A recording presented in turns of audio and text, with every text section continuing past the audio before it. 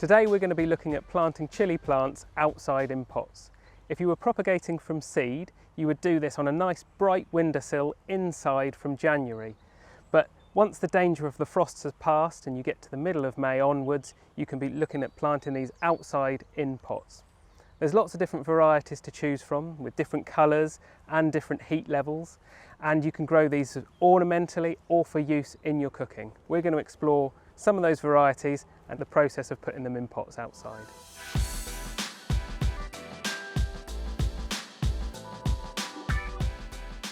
It's really important that your chillies are very well hydrated before you plant them. These ones have been soaking in this tray for nearly an hour now, so they are just right. We've gathered together everything that we need today. So we've got a perfectly sized pot for one chilli plant. You're looking for something that's about 30 centimetres across and 30 centimetres deep. And before we put any compost in, we're going to add some gravel, just so that we've got a nice bit of drainage at the bottom. So if there's excess water, it's got somewhere to drain to. It's not sitting on the roots of the plant.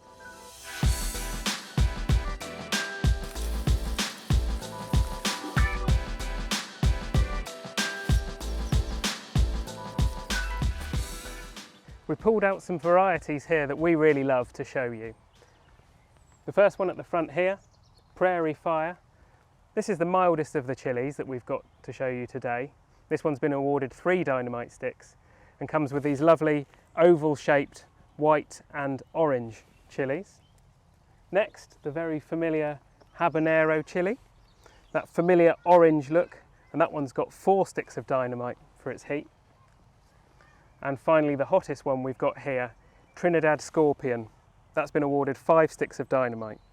This one is 1.2 million on the Scoville scale, so that is a very, very hot chilli.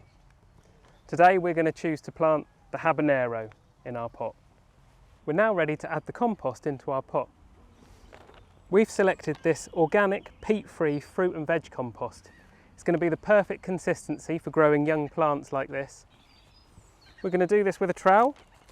Quite simply bring our pot to the compost and we're going to layer this up. It's best to leave about an inch around the rim of the pot, just so that when we add water, the water remains in the pot and doesn't flow over the surface. You can see that this compost is the perfect consistency for plants like this. Once we've added all the compost we need, we're going to make a small hollow in the middle, which is just the right size to accommodate the Habanero chilli that we're going to plant in there. The easiest way to do this is with a trowel. We're now ready to plant our chilli plant. The best way to remove a young plant from a pot is simply to tip it on its side and give it a press on each side of the pot, just to loosen it away. Then when you tip it a bit further, it should slide nice and neatly out of the pot, keeping all of the root and all of that good compost. This can go straight in our pre-prepared hole and give it a nice firm press just to reduce any open pockets underneath. Finally, we're going to add some of our potting grit around the top of the plant. This will act as a good layer of mulch, prevent weeds from growing around the base of the plant, but it'll also be a deterrent to slugs, which are one of those pests that are attracted to chilli plants. Once you've potted up your chilli, it's the time to find the perfect place in the garden for it. The sunnier, the better. But obviously the sunnier, the hotter. So make sure you give it plenty of water.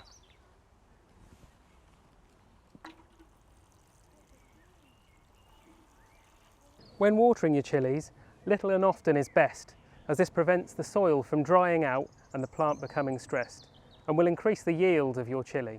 As ever, try and get the water around the base of the plant and not on the foliage, as water on the foliage in direct sunlight can cause scorching of the leaves. Once it sets its first truss of flowers is the perfect time to add a high potassium feed. Something like Tomerite is ideal. It's super easy, as we can just add it to the water, and that high potassium feed will promote lots more fruit growth. As the plant continues to grow, we need to think about supporting it by adding bamboo canes or some other form of plant support. Once it gets really tall, you need to think about pinching out. That's the process of removing those very high stems, and that will encourage more sideways growth, again increasing the yield of your plant. The time when you harvest your chillies will vary depending on which variety you choose. But the same rule applies in that the sooner you start removing the chillies, the more chillies that you will get overall. Removing young chillies will encourage more flowers and more fruit. As they ripen, they will change colour, so those first fruits that set will be green, and the longer you leave them on the plant, the more they will progress through their colours and increase their heat. Once you've removed them from the plant, you can cook directly with them, or you can dry them, or you can freeze them.